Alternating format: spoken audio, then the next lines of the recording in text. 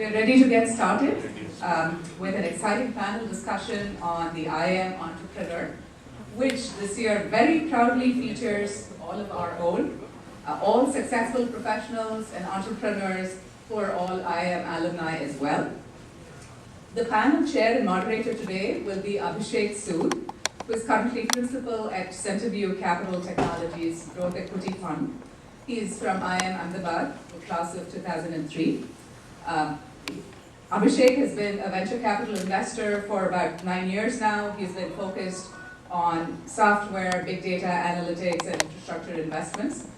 Prior to Centerview, he's been a principal at InvestCorp, Technology Growth Equity Investments, mid-market buyouts, and prior to that, several years with Morgan Stanley in Menlo Park as well as in Hong Kong, where he's worked on a range of transactions, equity and debt related in financial services, telecom, software, semiconductor, etc.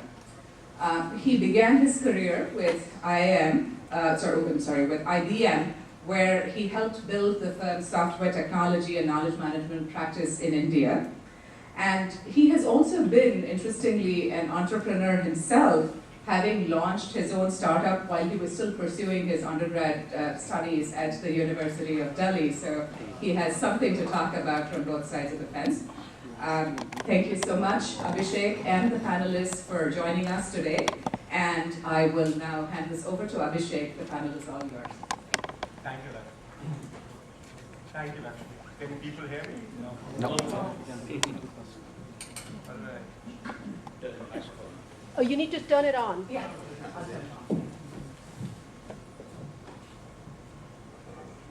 Thank you. That's better. This is a very kind introduction. Probably that was way too gracious for the very little that I've achieved in that. So thank you for that. I think the real experts who can share their wisdom are actually seeking. That's why I'm standing here. These are the guys who really make the panel today. I decided a long time back that, because I couldn't be the next CEO of Nutanix, it's probably smarter to just try to invest in some good companies and work with great entrepreneurs. And we have three fabulous entrepreneurs here in the panel, and all proudly from different IIMs. So delighted to be hosting this. I'll just introduce them briefly, but then I would love for them to introduce themselves, because I won't be able to do justice to all the successes they've had. We have Ajeet, who's been a co-founder of Nutanix, one of the most exciting infrastructure companies in the valley, bundling data and compute, and now he's on his next startup, ThoughtSpot, which I think has recently come out of stealth mode and is promising to revolutionize the big data space.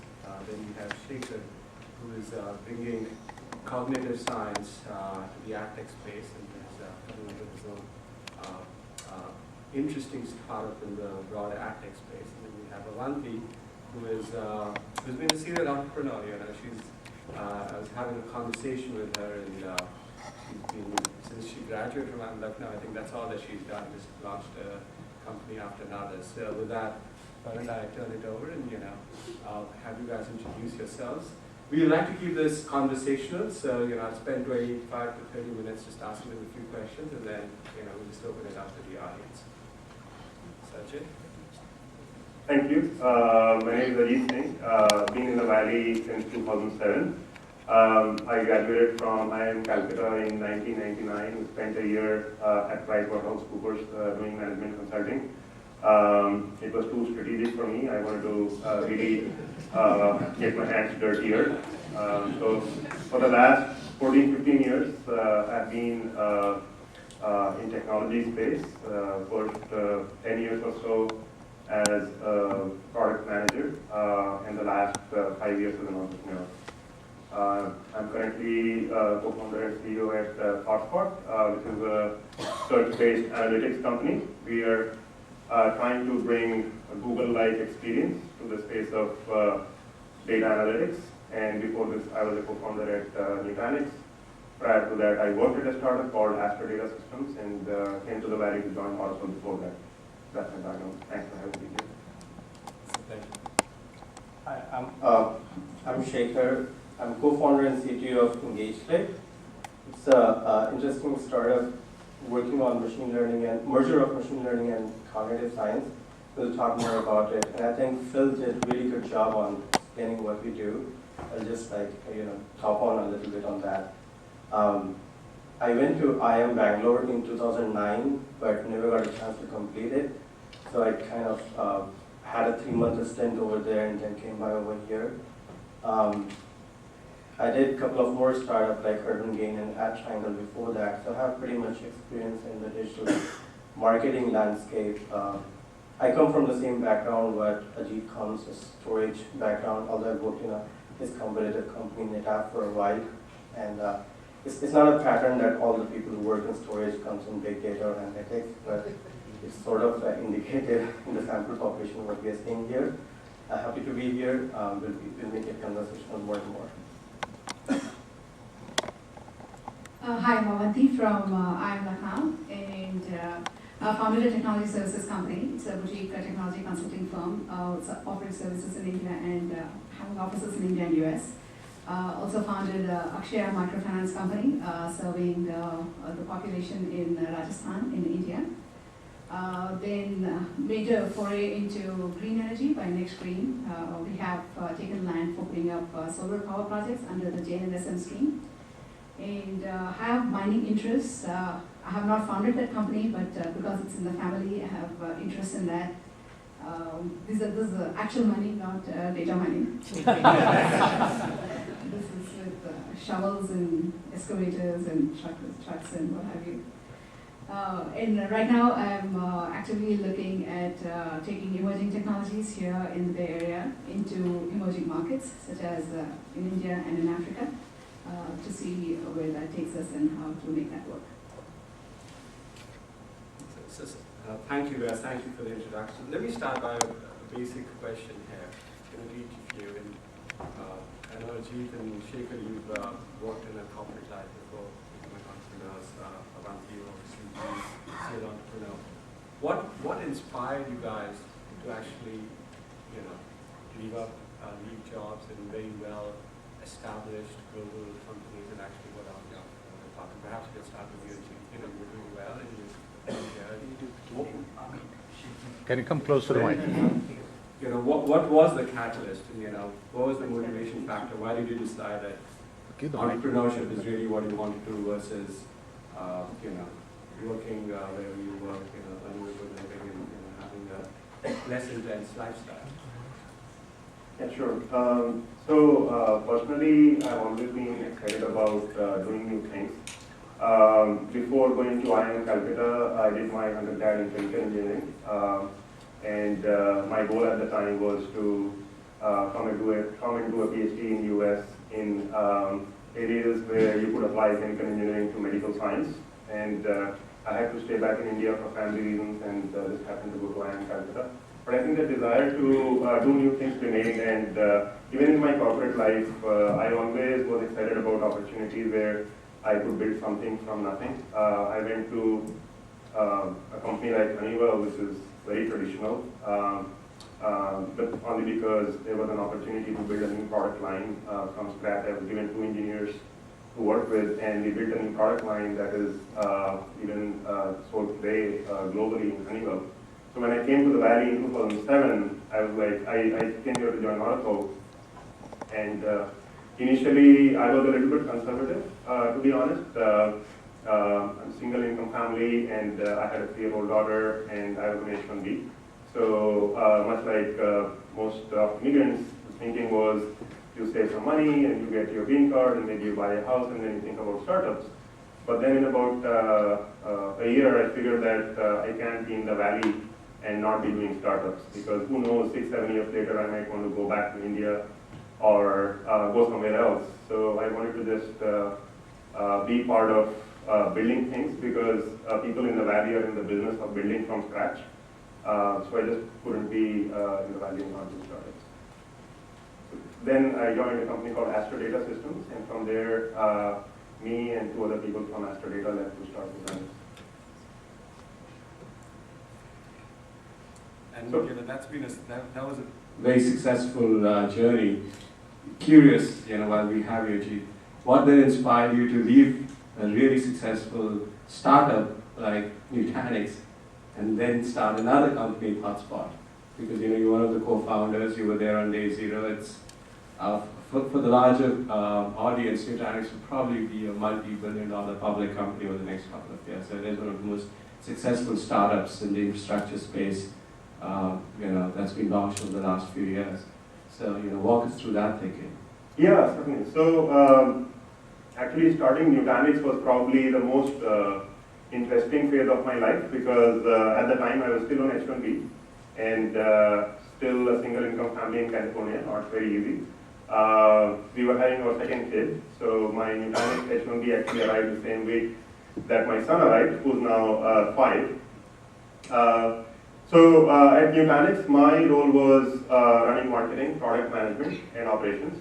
And the most important role I was given or sort of picked up was figuring out how to build a repeatable, scalable business model. Because our previous company, Astra Data, where the 3 of us worked, had done a good job of building a product and had some really good initial success. MySpace was a big customer. They paid about $8.5 million for Astra Data software when we barely had just launched. But we could never replicate that success. So at Nutanix, we were really focused on figuring out how to build a business that actually is more like Starbucks and not like a family-owned coffee shop. With Starbucks, you have repeatability, the kind of menu that is there, same, how you train the baristas and the environment is same, and you can just open more and more stores and scale your business.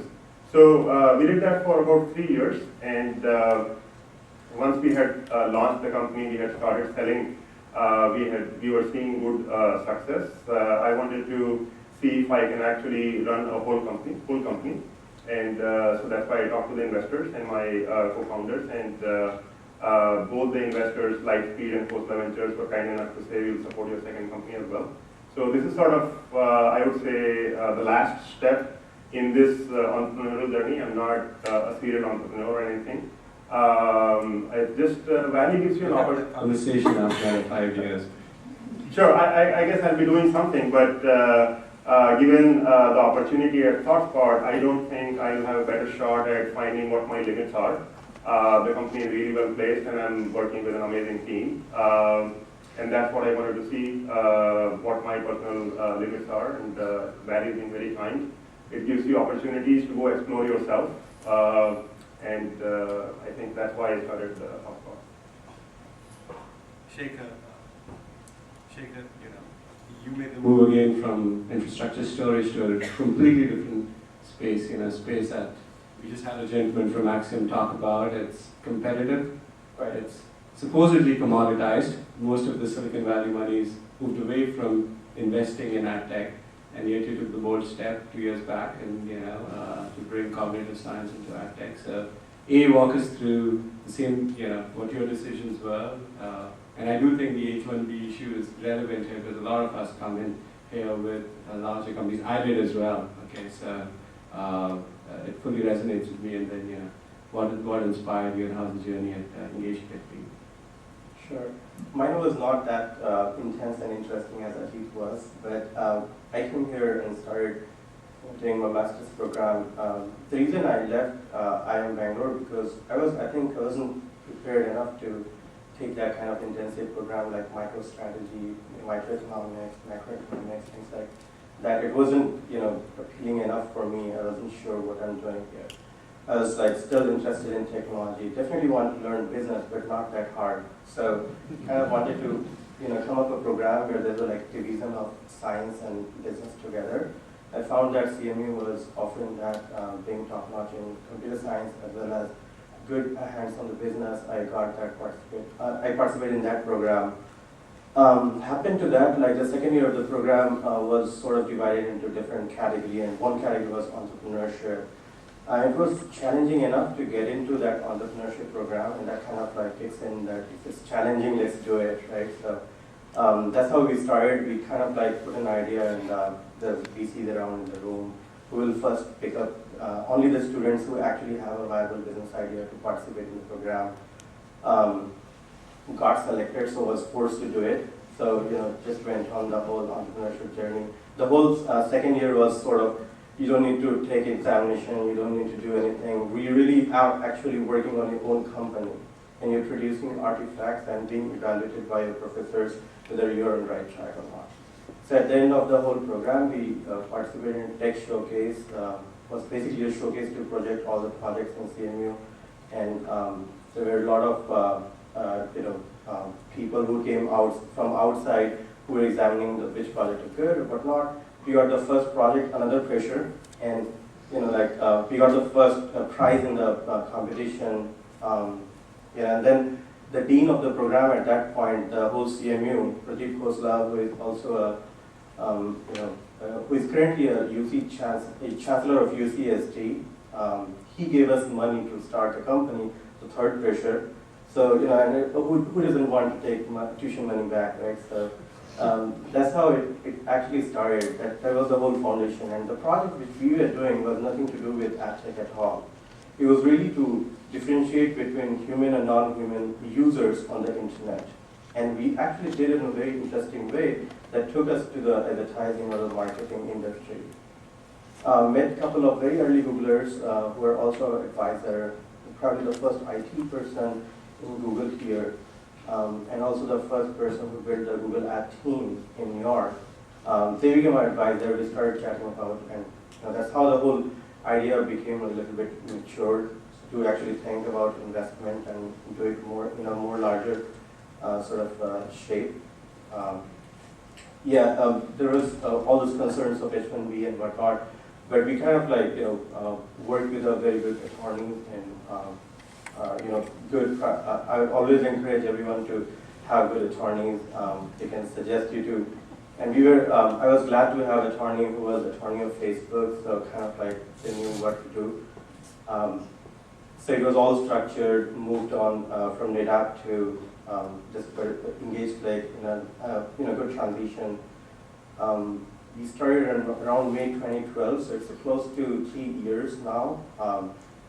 We didn't know what to do before. We actually evolved. First year, we got some customer non-repeating ones. We immediately changed the flow because it wasn't scalable enough. They were paying money, but we didn't know how to take it to the next customer. We kind of changed that. The whole model went to the next model. That got 5 customers, but we didn't know where to get the 6th one. So all these problems keep coming in. So now we have kind of made our product in such a way that it actually has the scalability, which means it also has the ability to get more customers as well as more money from the customers, right? You need to see the both, like the number of the scaling up from the customer and scaling up from the opportunity perspective. So we are seeing that pattern now. So we are still in the exploration phase. We're still pretty startup, 20 people in the company across 3 locations, but we are very still startup mode and get quite a global customers. They're seeing quite a good results. So now we're actually in a better shape, I would say. Thanks, Shekhar. And Avanthi, you started companies here in India. You started an IT consulting company almost 18, 20 years back. So I'm curious to hear your thoughts. Also, would love to see, get your perspectives on how you've seen the Indian entrepreneur or the IM entrepreneur, if we could, evolve over the last 2 decades. The last one was a tough one to answer. Did not interact with so many IM entrepreneurs, and thanks Ashima for inviting me out here. It's really a very nice experience interacting with all the IM grads here. For me, it was a pretty straightforward journey in the sense that I always knew I wanted to be an entrepreneur, so there was no second thought in my mind as to what else I wanted to do. The question was what kind of a company and what area, so those were different. How the IM entrepreneur evolved over the last couple of decades. So what I'm seeing is that more and more people are having the courage to pursue what they want to do, rather than do what their family has expectations of them to do. Like, my parents wanted me to be a doctor, so I'm a doctor. My dad's a lawyer, so I'm a lawyer. Those kind of things are going away, and people are more and more wanting to do what they want to do, which I think is an excellent thing. more so here than in India. So the opportunities for alumni to become entrepreneurs is much more here in Bay Area, if at all, in any other parts of the country. So I think the forecast is extremely good. So next time you have this No, conference. I'd agree with you. I mean, I can just speak to some of the stats from Ahmedabad because we do get a lot of that through the alumni publications. But it seems that over the last 2-3 years, the most preferred job once you graduate is not a job with Morgan, Goldman, McKinsey, BCG, but it's actually entrepreneurial. I mean, today you're seeing, I think Ola was set up by two alumni. I mean, we have someone in the audience here who's been a very successful Indian entrepreneur who does business here, and I'm trying to introduce him a little bit after this panel. But we are starting. When I graduated from IMA, I think people used to think about entrepreneurship, and they were like, okay, that means you've just not gotten a day zero job. And I think today, having recruited on campus for the last 4 or 5 years, I think it has people are willing to take the risk, and I think even in the domestic venture ecosystem, it's still not the valley, but you are starting to see the genesis of a sustainable seed, early stage venture ecosystem to support entrepreneurial spirit. Yeah, and not just in IIMs, in fact, in IITs and other places as well, the ambition or the desire to be an entrepreneur is much more prevalent now than it has been before. So let me pivot, and we can, happy to go into the actual product and what these companies do, and particularly, something like ThoughtSpot, exceptionally disruptive. But before we go there, the classical question as an entrepreneur, and I'm sure all of you face this, there are more bad days than there are good days, right? From my small entrepreneurial stint, okay, I can at least relate to that. And I'm sure there were times in each of your journeys when you were like, this is not working, let's just shut this down. Or, the first dollar of revenue is probably coming 3 years after or 10 months after when you first expected it, and you're just staring and saying, okay, can we raise more capital? Or your investors are chasing you to produce revenue, get POCs, and how do you deal with it personally and professionally, and still keep a positive frame of mind and keep driving? So why don't we start with you, Ajeet? Yeah, sure.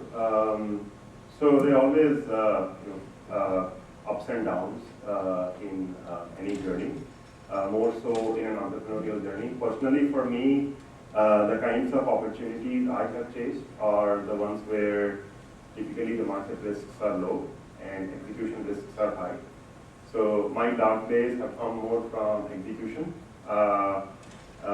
which means that if you can keep executing, we always continue to hit our milestones and exceed them significantly at Nutanix, and so far we've been able to do that at ThoughtSpot as well. So most of the issues are people issues, recruitment challenges, people wanting to leave, those kinds of things. And the only way to deal with that is to be honest and transparent with people, have a open discussion with them. So I would say I've been very, very fortunate that I haven't so far, and I'm sure at some point I will, face situations where you're running out of money and those kinds of things. What about you, Shekhar? You started a startup in a relatively crowded space. I think you're still to raise your first major round of institutional capital. You probably are about to. So, how do you keep the team motivated, yourself motivated, and still go out and prove to the customer that there's a credible use case? I think that's a very important and interesting question because we started, all of us saw that complex diagram between marketer and consumer. That's what we saw it first time and got scared. What is this about? The first thing what it did was call those guys who created that, like LumaScapes are by Luma partners. There are 2 partners. Brian sits in Palo Alto, invited him in the office and said that what is this all about? We are trying this, and is this like we're going to segment it? What does it look like? We're going to be like one category in this space, or what do you think? So he gave a very general feedback, and he's not supposed to give a very precise feedback of what he does, but he did say that you guys are doing something over all these segments but we are not going to create a new category till you become bigger. So and I kind of like that his idea, and we started going out to a customer. Beforehand, we actually built the whole technology, but we told them that we have it, right? So initially we were very confident that we have it. So we kind of like had that 40% built and simulated the behavior. We just wanted to test out the market, that do we have customers enough who want this product or not? Because all the customers wanted it, they were ready to have 2 months as sort of a time to actually get the product, and that was quite good enough for us to ship it up for them. Luckily, we got, one of the largest telco company got very interested. They were facing all this problem which Phil actually described in his last problem in his presentation about, there's so much of work to be done to understand what can improve my marketing ROI. That's all I care about. That's my end goal. And if I'm planning to spend, I want to make sure that that spending is giving me the result. So we said, we're not confident enough, right? Like, we're talking about double-digit billion-dollar companies to, take out our products. We said, give us a piece of your traffic, and let's run for 4 or 6 months, and let's see what it comes with. And that ended up in some kind of practices within the whole organization that they liked us so much, and the conversion rate of online space incremented around 13% for them for just the small traffic across all the medium like mobile and tablet and desktop. There was a point they were like too trustworthy to us, and they never wanted to go back again where they were before. So that opened up quite a big door for us, and they started. So that kind of we figured out, oh, there are customers who are looking for this kind of solution, and it works for them. The most important part for us to be in such a large organization and still be effective, to keep our product as simple as it can be, because we didn't have enough bandwidth to support them if they asked like 5,000 different questions. So we wanted to make sure that our whole benefit for them was so simple that anybody can understand it, and there should not be too much of back and forth customer services kind of call which we cannot handle. That was important for us. And Avanthi, the same question, but more so because you've started companies both in India here, and you've also been a mother, and I know you took a 2-year sabbatical from your from all your companies to make sure you were concentrating on your family. So, as a successful woman entrepreneur, how do you manage the tough points of running these companies as well as managing your family life? Abhishek, you should ask me that. You should ask that to Ajeet also. He's got a 3-year-old daughter. How are you managing a 3-year-old daughter and managing your business? Yes, we'll come back to Ajeet and ask him that. Yeah, actually, in a way, biology decides that a few months you have to take off, so that's fine. India and US, running the business between India and US, one of the challenges that I faced, and now it's becoming better in India, so it's no longer so true, is the infrastructure issues. We run an office here in California, and we run an office back there in Delhi. The infrastructure, the customers here expect top-notch quality. The same quality that you're delivering here should happen there, irrespective of the fact that they pay 25% of the price for the same services. Quality cannot be compromised. So, whatever you build in terms of your time frame, in terms of your manpower requirement, etc., becomes like 2x or something like that, just to manage that level of quality. So that is a big drag, and something that you wish you could do without, but you cannot do without. Other tough points in execution, I think I agree with Ajeet, wherein he says that it's more in execution, like most of my tough days have been in execution, rather than in actual sales or the otherwise, because the challenges are more there, because my companies have been primarily service companies. So the technology companies are service companies, so execution is always the key. Your retention and your repeat business is completely based on how you execute the projects, so that is where the key is. And the third challenge is, I think it's the challenge for all companies in this space, is manpower. How do you recruit the right people, retain the right people, make sure they want to come back to the office, they're proud of being part of your company. And there are so many people out there wanting to recruit them and take them away, especially your client-facing people and your top consultants. and how do you encourage them to stay with you and not look outside? So those are real challenges. That's very well said. Ajeet, a question for you, and this is more for all the entrepreneurs or people who are looking to start their own ventures here. What advice would you give to the current or potential entrepreneur in terms of being able to successfully raise venture capital? A lot of people who go through, again, no stereotypes, no biases, but necessarily come through the Indian education system are not as savvy as sometimes, making a pitch, a crisp pitch to venture capitalists, and you raised money from very well pedigreed firms, Lightspeed, Crosswalk, both your ventures. So what do you think it takes? Because you can have a very good idea, but unless you get it financed, you can't sometimes make the idea a reality. So what advice would you give, having gone through that exercise a few times from your seat? Yeah, sure. I'll probably share my experience, and I'm not big on giving advice because every situation is so different that you can't be very prescriptive about these things. But when you are starting very early days, it really depends on the kind of business you're starting. There are some businesses where you're trying to mitigate market risk first before you get to execution risk. A lot of web companies, mobile apps would fall in that category, where you don't know if there is a market for the product you are building. And that's how the investors will also look at it. They would want to know that there is a market before they write a big check. So the way you raise money for those kinds of companies is quite different from how you might want to raise money for building the next electric car, for example. Because there, they know that there is a big market, but do you have the ability to build something that is significantly differentiated and will be able to compete with the likes of Tesla? So it really depends. In my case, I have done companies where we would go after large existing markets where majority of technology is very old and disrupt them. At Nutanix, it was the storage market, $20 billion plus just in enterprise storage. And a lot of the technology was built in late 90s, if not sooner. And at ThoughtSpot as well, we are going after business intelligence as a space, which is $14 billion in licenses, 3x of that in services, and bulk of the technology was built in late 80s.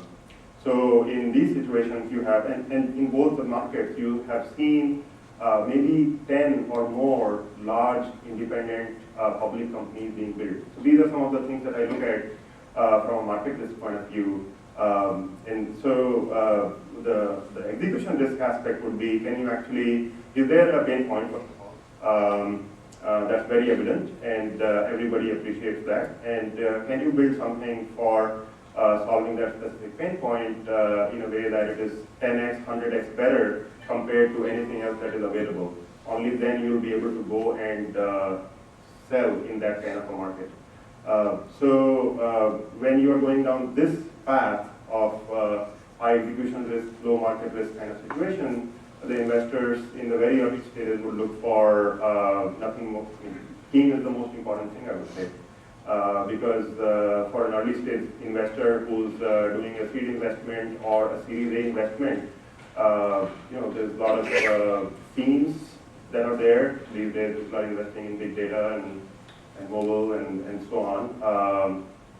So they all have their themes, but there are so many people pitching them on the same theme, and there's slight variations. So they would only look for the team. That's the only thing they can do.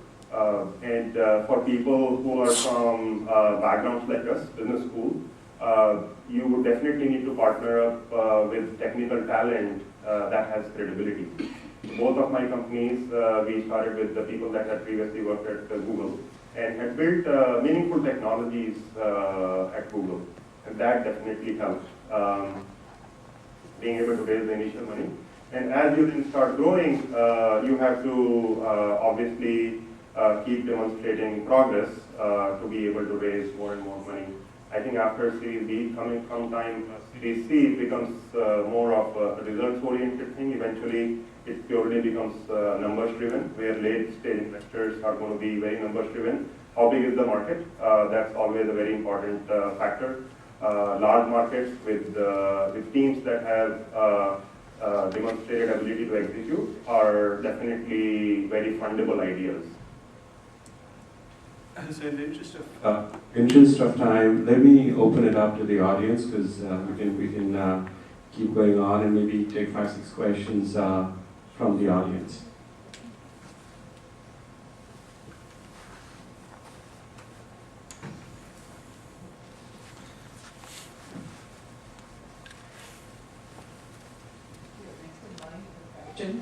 Please raise your hand so we know to pass this on to you.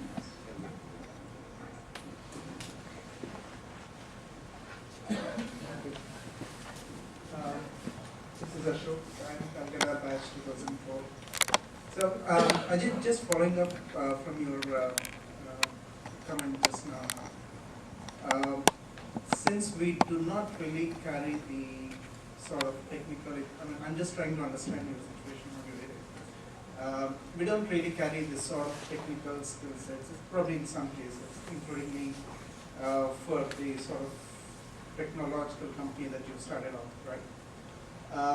So in such cases, obviously you said you partnered with some guys who have that capability. I have two questions there. One is, when you say you partnered with them, but before partnering with them, you got to come up with that idea. So first of all, where did you get that idea from? And when you looked at that idea, how feasible did you see that idea to be in the long term? Secondly, when you partnered with the other folks, how did you select them? That's what I'm talking. Sure. So I'd talk about your first question, which is how do you find the right kinds of technical founders, and if you're not a technical, you're not going to contribute technically to the team, how do you get started? So being technical is a relative term. I've never been a coder, but I have always wanted to have credibility with people around me. So even as a product manager, when I work with engineers very closely, I would really understand deeply how the technology is being built. When I came to Oracle, I hadn't done databases before, but I spent a lot of time hanging out with engineers, reading a lot of research papers, and just being curious because your technical co-founder is not going to get started with you just because you have a business degree, right? Or you can say, I'll do sales and marketing, because in the beginning, there is no sales and marketing to be done. To be honest, the only thing, and it's not even about idea, at least it hasn't been like that for me. I focused more on picking the right markets, understanding the pain points, and building an awesome product. The ideas in both cases, I would say in hindsight, they might look like, wow, that was an exciting idea. But these are very obvious things, just very hard to do. So I would say as a business co-founder, you have to have credibility with your technical partners. You cannot be too businessy with them, because then you'll be doing nothing, pretty much. You have to be part of defining the product, thinking through the market strategy. When you have a product, how are you going to sell it? Who will buy it? What are the channels? How much money are they willing to pay? Who's the competition? And all those things have to be thought through in the beginning, so that when you have the product ready, you at least have a direction to take. And there's always some fine-tuning to be done in these things as you go out to the market and launch the product. So that's been sort of my approach. How you pick people, I would say trust is the biggest thing working with your co-founders. So you should have a lot of mutual respect and trust. Ideally, if you can find people that you have known from before, that makes it really easy. If you pick a market where you have some prior experience, you would have a much better risk perception of risk there. You'll be able to convince people that this is meaningful. In my case, my co-founders, for example, ThoughtSpot, majority of our engineering team is from Google. And it takes a lot of time to convince people at Google who are building search infrastructure and things like that, and they have no idea of business intelligence. There's this coffee shop next to Google on Pier Avenue. I probably had 200 coffee meetings in the last 3 years there. You have to spend a lot of time educating these high quality people. We don't have a lot of people from BI background in the company. In fact, in the engineering team, in our early co-founding team, we have only one person. We have a extended 7 people co-founding team. Only one person had done BI before because we really wanted to bring that Google model and the Google infrastructure, scalability, performance, and those kinds of things. So it is very hard to recruit your co-founders also. And if you can't talk their language, if they don't understand you, you don't understand them, and there's no mutual respect, it's very, very hard.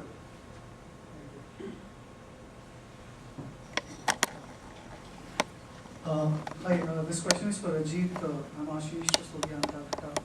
So you talked about market risk, managing competition.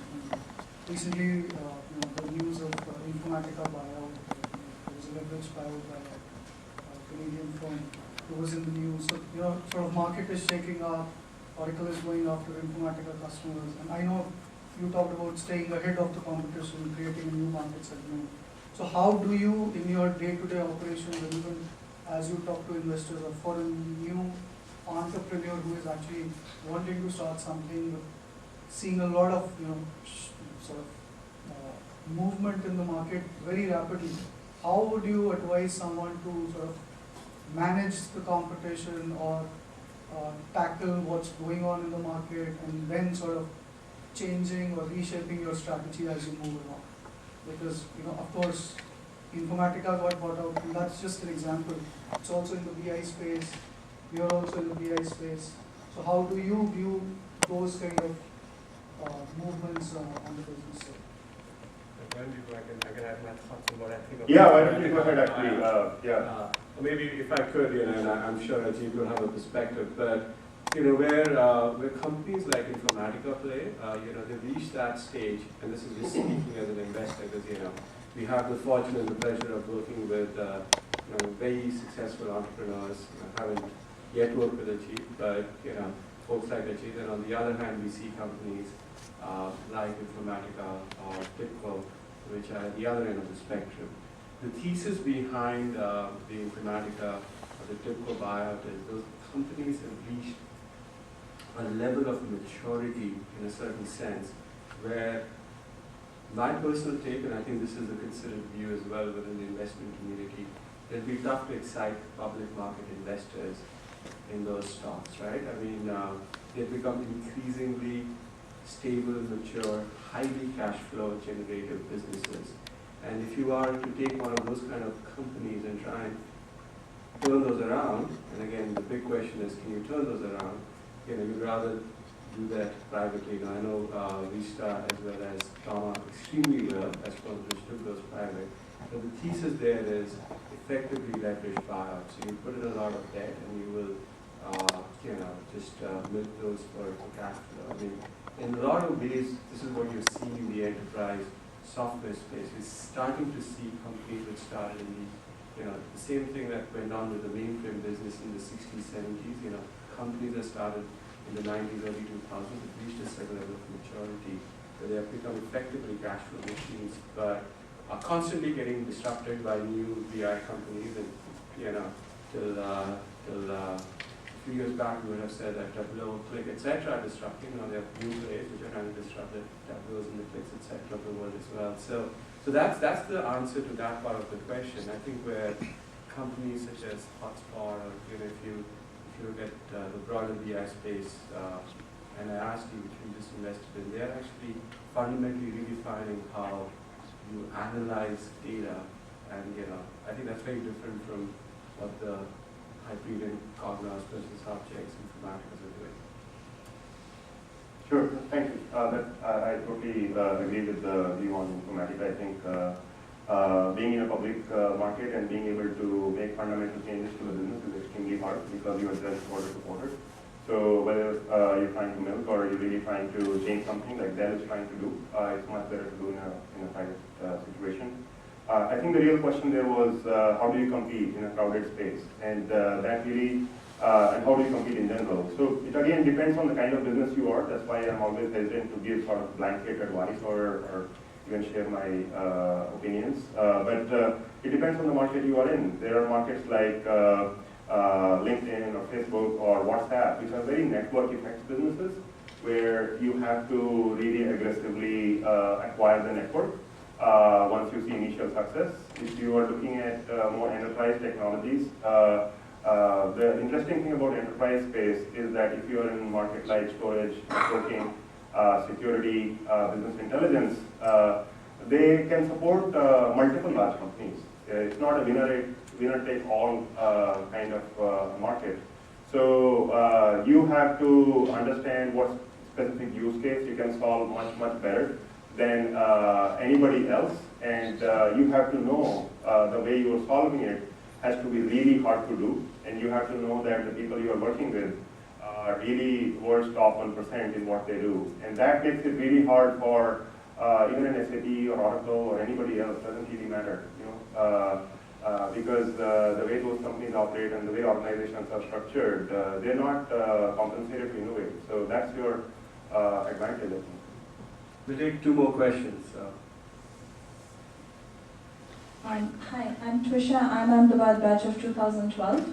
I'm going to ask a slightly different question from the mood that is here. All 3 of you are founders. A lot of us don't get into entrepreneurship thinking, oh my God, it's too stressful. And it is. And founder depression is something that people rarely speak about. Bradford recently has been very vocal about it. And it is time we bring that to the table. So as founders, have you been through stress or phases when you felt really low? And what is your secret sauce of getting over such phases? That would be helpful. Thank you.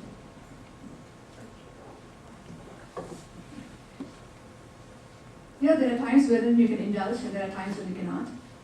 And in times when you cannot indulge, those are the times when you just say, okay, fine, you know, the deadlines are here, commitments are there, so what are you feeling depressed? You don't have an opportunity to indulge in your depression, so you just get out there and face it. It's simple as that. And there are other times when you can indulge. So in my case, it was not so much as a depression as fatigue.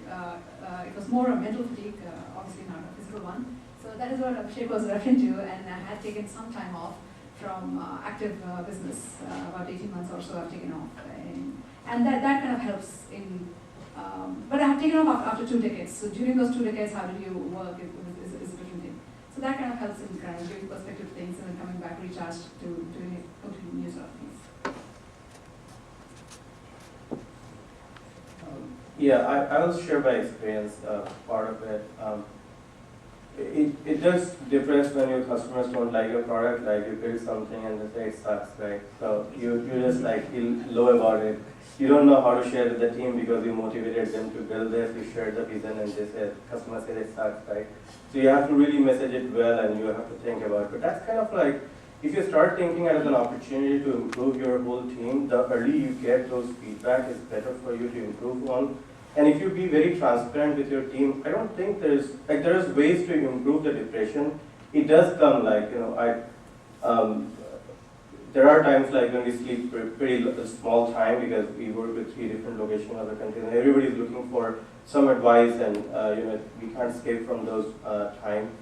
So it's a more stressful, I would say, but if you start enjoying like a little bit of that part of the journey, you know that you're trying to figure out something better. It's more about how do you sort of plan your work and life balance, and rather than just being depressed is like you know, failing it early. I would say like take it as if you have to know that this has to come. So it's like it's defined. If it's coming, then it's a good thing, because if it's not coming, then somewhere later it's gonna come, right? So it's better it's coming now. So take it forward and solve it. You know that the good times are ahead. So. My view on that being, even in big companies, people that want to do really well, people that want to grow within the organization, they work really hard. I don't think we as entrepreneurs work any harder than top 5% people at Oracle. I've seen my boss at Oracle. He used to be there Saturdays, Sundays, all the time. In fact, in the last 5 years, I think I've been in office maybe 20 times, that's it. So if you are a guy who wants to, it's a choice that you make. You can choose somewhat balanced lifestyle where you are in a good job, but you also have time for your personal hobbies and you have time for your family. And that's one model. The second model is that you want to be really good professionally and succeed.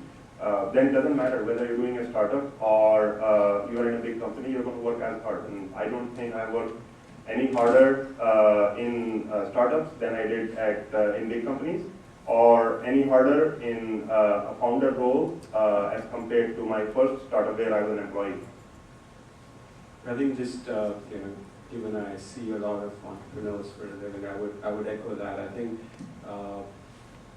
some of the best executives that we've backed have been highly seasoned executives at firms like Oracle and increasingly Google, Facebook, etc., who are actually very happy with their job. They just feel they can't achieve everything that they could in an independent setting. But if you look at the top, and I don't know how to characterize it, but if you look at the top 20% employees in some of these really top-tier enterprise software businesses, while they're the most hardworking, they're also the folks who are probably the most susceptible to feeling depressed because they push themselves so hard that they are like, look, why can't we change this company? And sometimes the company is not moving as quickly as they themselves can move. So I think it is, you will find exceptional talent, and I'm not going to name names here at Google, Facebook, who've come sat in office and said, look, I'm getting paid X million a year, but I'm still frustrated that the company is not moving as quickly as, and we're in Google's kind of offices, so please excuse me for making this statement, but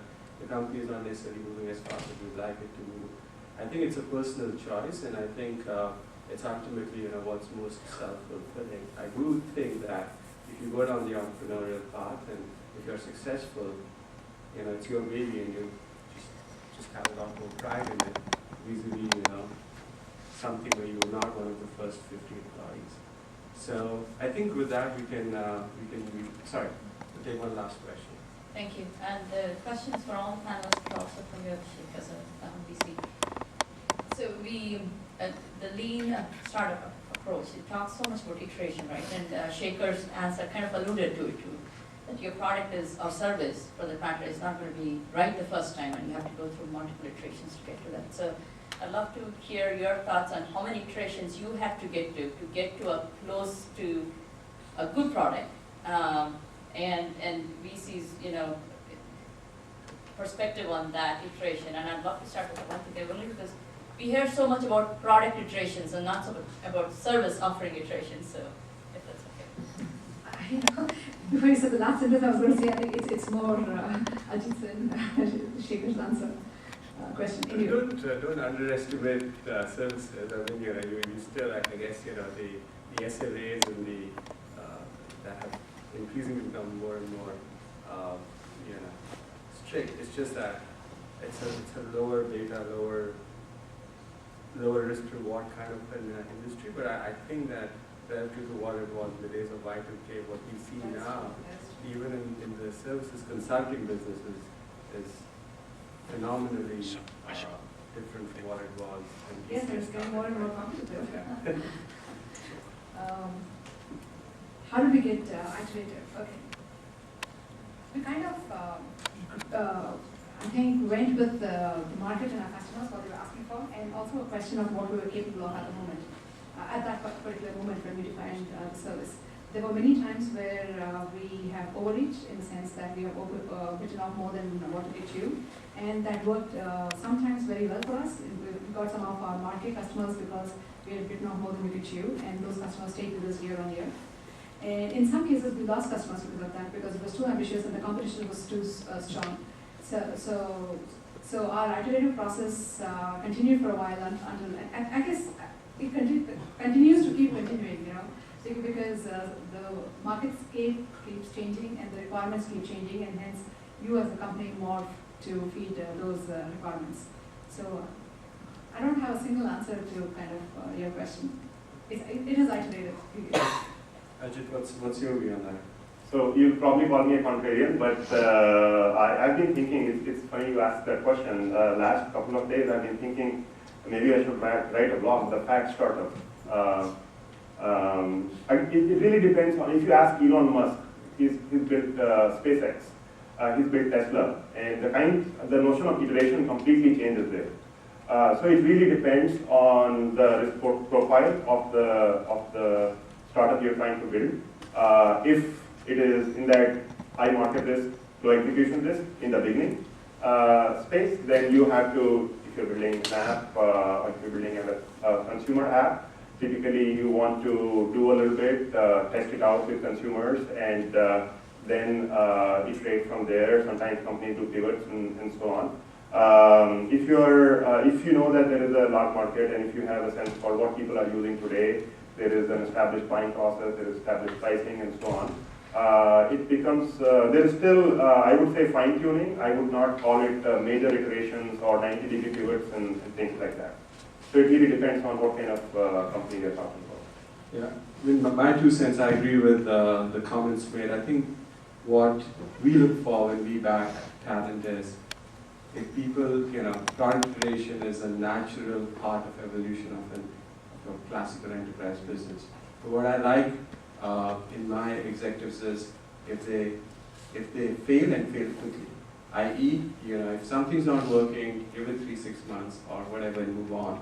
Where I found the conversations that are the toughest is when one of the technical guys or CEOs will keep sticking on with a certain proof of concept, and that's just not getting far. So what we encourage our management teams is, look, it's absolutely the nature of the game to fail, and if you don't fail a few times, you're probably the luckiest guy to actually build a successful enterprise software business. But fail quickly and move on. And a good characteristic of all successful, or by and large most successful executives or CEOs, entrepreneurs is that they know the limitations of what's working and what's not working. They can pivot their businesses and they can understand how the macro and the consumer demand in the enterprise segment is moving. Because the one thing that is constant in tech is that it'll never be constant. Okay, it will always keep getting disrupted, and you could have a company where you whiteboarded something 3 years back and 3 years hence it's very different. But if CEOs know how to fail quickly, learn from that, and then pivot, then I think within reason we'll always be able to raise capital and succeed. So I think with that, I think we have a surprise as well for everyone, but I'll pass it on to Ashwan. All right, so thank you very much, entrepreneurs.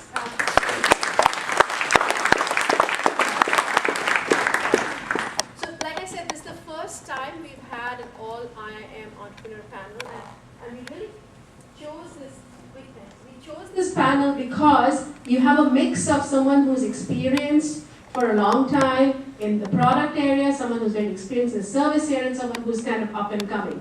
And hopefully with this kind of blend, you'll be able to see where you can be in the different portions of the life cycle of an entrepreneur. But then we also said, let's do something different. So you had this panel on the agenda, but what we're going to do is today, from the audience, we're going to invite a die-hard entrepreneur who has a very unusual history. He was an entrepreneur in India, and then he pitched to Sequoia. And even though Sequoia doesn't really invest in India, they loved him so much, they said, you know what, come over to Bay Area and do stuff here and we'll fund you. And so this gentleman, he describes himself as a die-hard entrepreneur, and he is standing right at the back of this room. And can I invite Jaspreet over? Jaspreet is from IIT Guwahati, and I told him we're going to put him in the hot seat.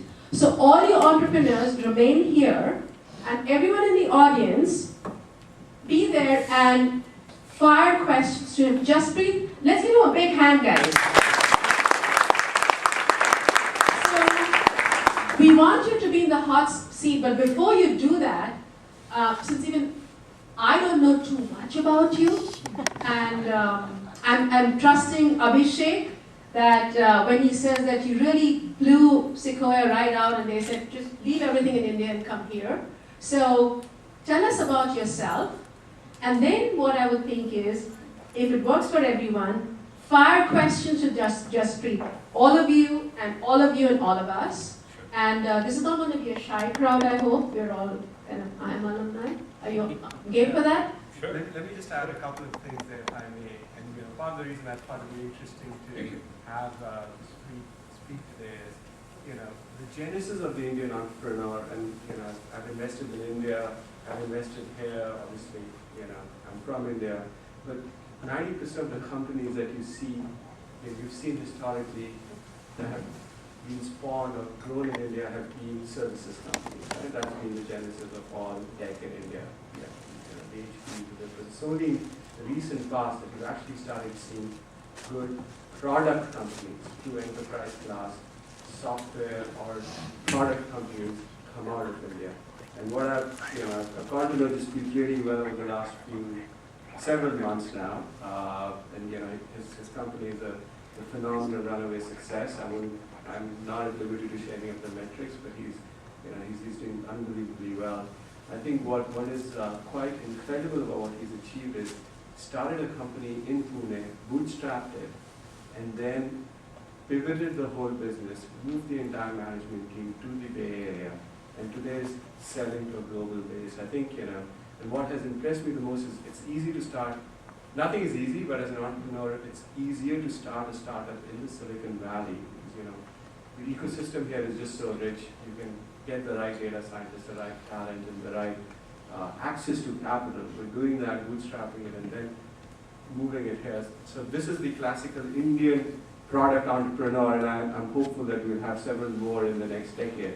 But I think companies like Thruva, Freshdesk, and a few others are actually pioneers from that perspective. So with that, we'll love him. So here's what I'm going to do. Since you're going to be the hot seat, can we have you guys just move over a little bit? You will be sitting as well, and we will isolate you. I'm just used to it, so no Yes. No worries. And let me fire with the first question, and then you guys can. Just the first question I have for you is, walk us through because all the entrepreneurs that I've met have either started companies, domestic Indian companies, and internet is the rage right now. Every second guy wants to start an internet computer company. I have no idea how many of those will ever sustain, but that is the rage. Or the other kind of entrepreneurs that have actually been really good tech entrepreneurs here, whether they're Indian or not, who have had access. How have you been able to position, how was your journey of starting a company in India and then actually just building a world-class product in an Indian setting and then moving it to the Bay Area? So, good question. Everybody, just speak here. So, the first 2 years pretty much bootstrapped. There was no notion of a product being built in India. So, we pretty much bootstrapped the first 2 years. Was lucky to have some angel investment. But even the angels in India were used to a very setup where you pay only a few $1,000s to bootstrap an idea or service. The product, a tech product takes a long time, long gestation to really build up for large enterprises. So it pretty much blew up the whole Indian money in like 3 months and had to bootstrap for the first 2 years. It was also a pretty bad time for economy, 2008, 2009. So we just remained small, but we were able to build the right product, sell to right companies across the globe. We were only about 7 to 8 people, but we had customers that would pay us 100 grams, 200 grams for our product and service. We were in the right curve of the technology or adoption. And then, Mexico, which had funded companies, a lot of them in India, but not a product company. So, and building a product company is not about technology. The notion of product is only partly technology, but the wholesome product, which is how you pitch it, how you design it, how you run it, how you scale it. And that talent pool was missing in the ecosystem back in India. Technologists were a lot, but the talent pool to take the next step was missing. So moving to Bay Area, building the team here from scratch for go-to-market, for prioritization, helped a lot. So tough journey, nothing was easy. Just the nitty-gritties of getting a visa process to understanding the cultural nuances. I'd never been in US, before I moved to the Valley to be a CEO. Never been in US. Chose to be in India after my undergrad to work for a bunch of startups. So first time coming here, finding talent, networking people, getting help was difficult. So nothing was easy. Every single thing from hiring to firing to building the product was a tough journey. All right, so we'll open it up. So Jaspreet, taking a step back, Sure. I would like to have your introduction in terms of your background, in terms of how you started, and in terms of what were your product or services, because that will put the right context for all of us to ask questions. I know some of us know him well, so might have assumed that. But if you can do that, thank you. Sounds good. So my background is a brief one. I did my undergrad in 2004, IIT Guwahati. I was Gaurav's junior from college, and I think joined a startup initially from INSEM in Pune. They joined Storage Foundation in Veritas. Got really bored. Bitcoin was not my thing. MBA was not my thing. So I moved on to understand what can I do. I made some money in the Indian stock market in 2007, enough to leave my job and start doing something. I think someone asked a question about how do you find opportunities, how do you find data. You're not going to find big waves to surf sitting here. You got to get in the ocean, be a surfer, float a while on your board to see the big wave coming. So the discipline to be ready was important to really chase the right wave. So the discipline was out of building. I quit my job, spent some time understanding tech, understanding enterprise. Joined Brava as an engineer. That's what I was hired for. A co-founder and engineer. But I understood my strength were in go-to-market, in front of customers, in front of VCs. So grew the ranks up the first 2 years. We CEO, raised money, and then came here. What we do at Brava, we build what is called a converged data protection for enterprises. What do we converge? Converge is a hot term right now. Any enterprise has a lot of mobile users, laptops, mobile devices, remote offices.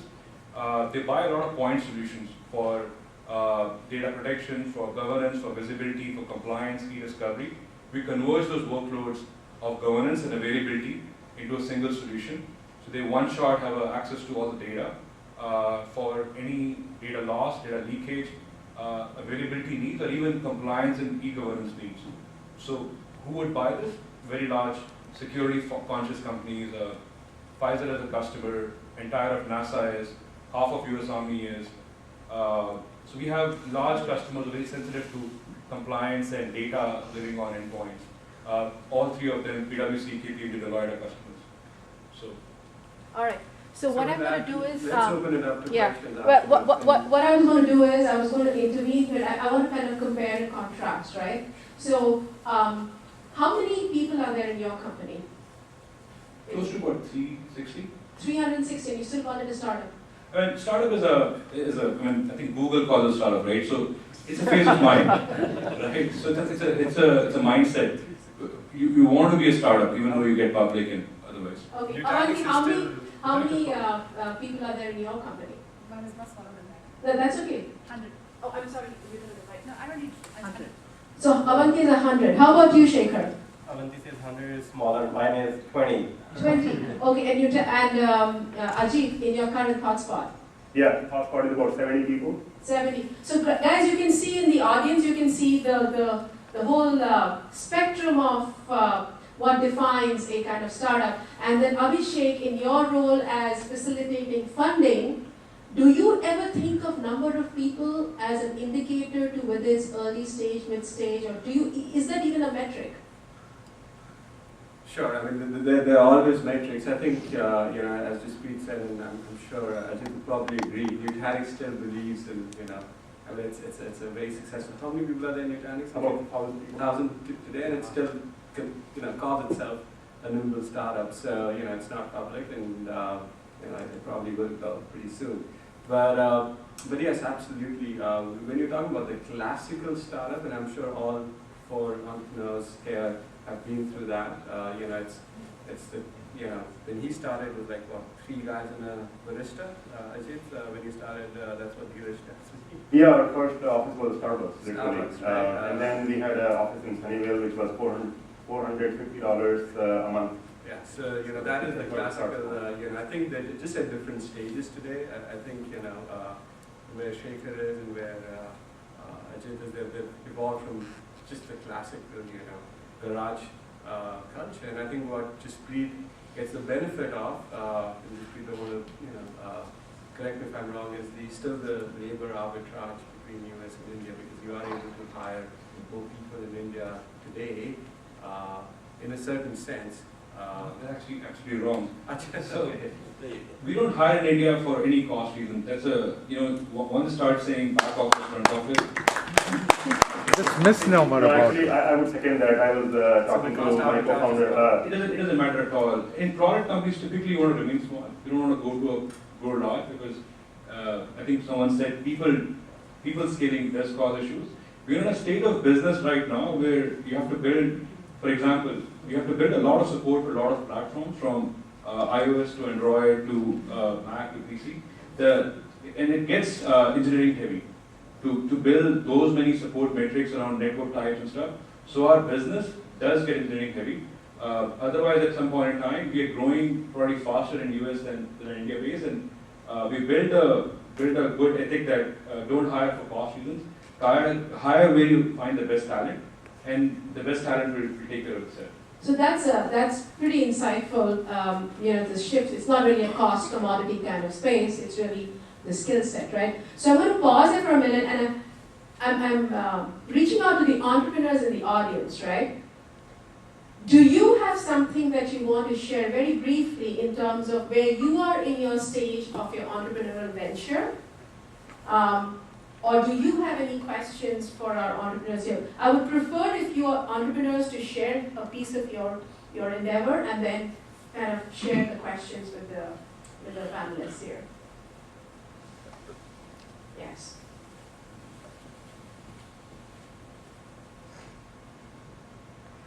So I'm Ashok, IMA 1984.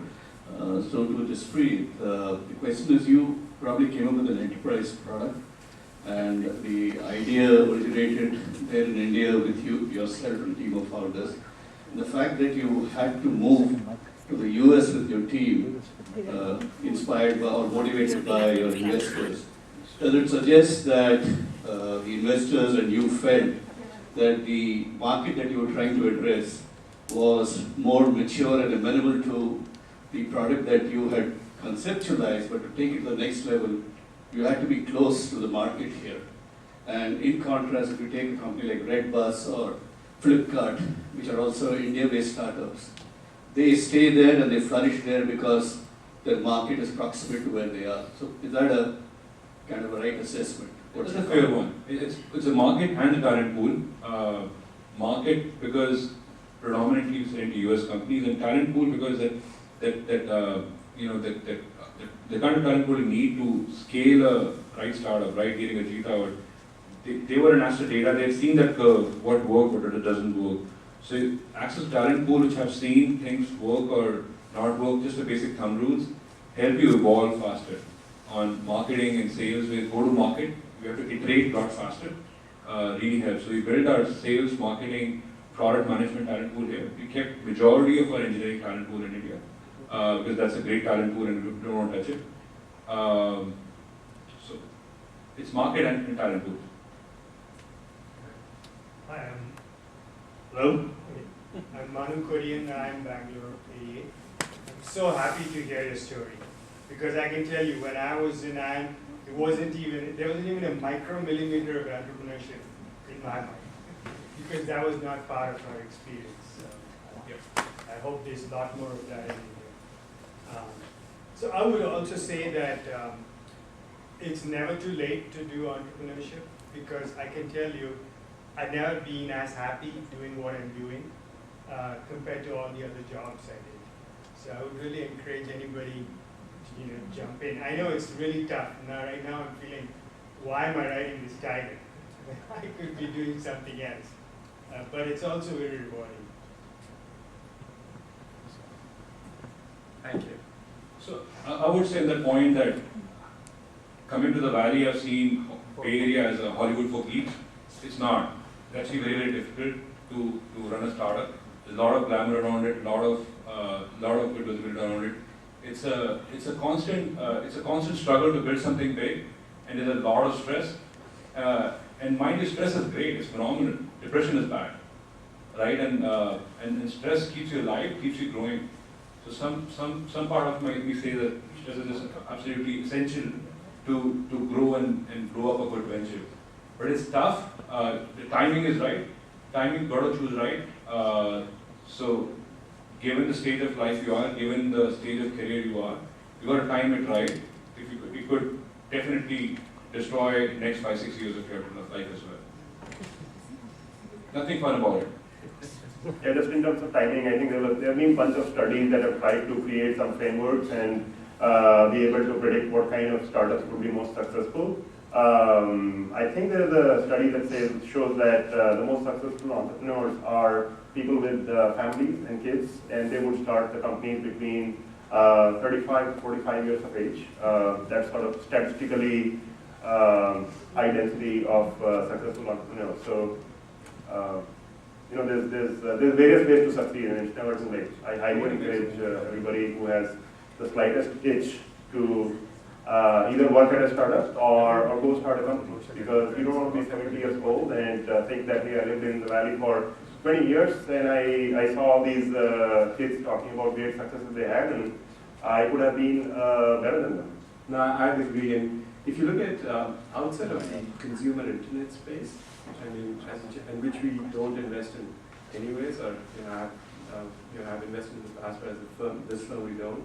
Most successful entrepreneurs are those who've actually spent 5-7 years oftentimes, or at least a few years in an enterprise software business, but then they at least understand what works and what doesn't.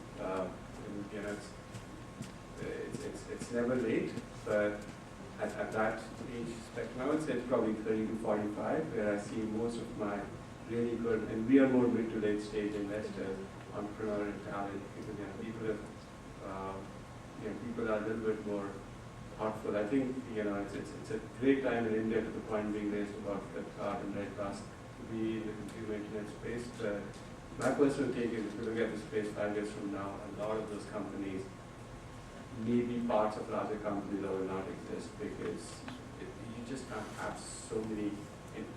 No other market has supported so many vertical focus internet plays now. I could be wrong, but to the point being made, it's never too late. I think we had some questions. Hi, Suhas Gante, University of Maryland, and I lead business development and partnerships for a Noida-based startup called Innovator that Professor Das spoke about briefly this morning. I just wanted to share 2 quick thoughts on our journey here that resonated with some of the thoughts that you guys mentioned up there. The first of which is about the size equation. We are a 50-person company. Most of the team is based in Noida, and a lot of the business and partnerships are based out of here. And we're seed stage, going to raise Series A at the end of the year. So size, in our opinion, doesn't necessarily matter in terms of startups versus stage and things like that. The second thing I just want to address is hiring for cost versus hiring for quality.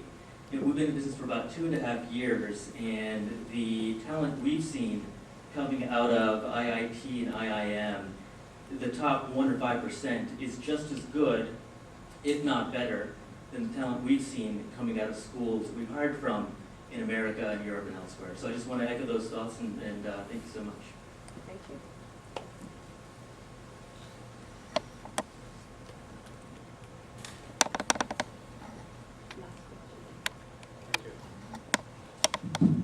Hi, Krishnan Tyagarajan. I'm Ahmedabad, 1987.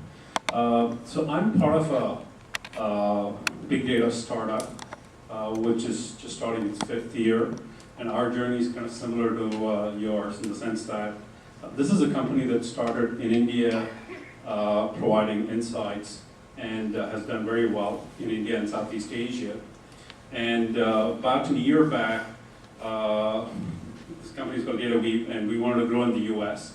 So the point I'm trying to make, and then I joined them at that time. I bought a stake in, and it's kind of all worked out well. The better point I want to make is, for those people in the room who now want to be an entrepreneur, but somebody asked about ideas, somebody asked about risk, I do see this to be a new model that's emerging. There are a lot of startups coming up in India, building products in India, doing well there, but then this is the big ocean, this is the big market. And if they want their business to be successful and growing, they need to do well here. So I do see an opportunity for maybe a certain segment of people who have experience working here, building businesses here, to really reach out to some of those companies and look for an opportunity to kind of join hands with them and grow business here. Because you're part of a startup and you can work out the financials, etc. But you have the benefit of working in a startup and building a startup, but not really, it's totally greenfield because the concept is proven in India, the product is already there. So there's unique opportunity there, and that's what I wanted to share with you guys. So one slight change of thought there, different thought there. Products and technologies are two different things. We actually, looking back, again, I'm in Ajeet's camp of not giving too much advice, but looking back, it was a blessing in disguise for Dhruva that we never were able to sell our product in India. The product was never ready for India. We had zero revenue coming from there. Our first customer was actually in US. The reason I'm saying that is because you look at the classics of Crossing the Chasm and others, that the buyer persona has to closely match in your first 100, first 1,000 customers. Even if they loosely match, you're not building a repetitive process for a large enough scale.